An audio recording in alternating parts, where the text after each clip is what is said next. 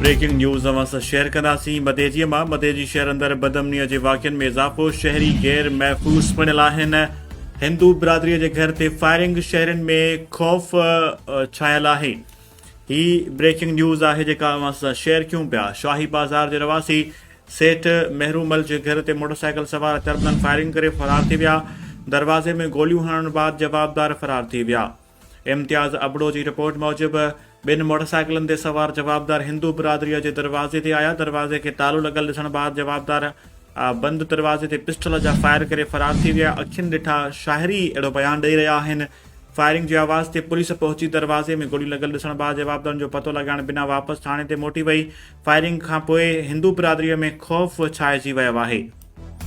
ही breaking news आहे जेका अवां सां शेयर कयूं पिया। मदेजी शहर अंदरि बदअमनीअ जे वाक़िअनि में इज़ाफ़ो। शहरी गैर महफ़ूज़ बणियल आहिनि।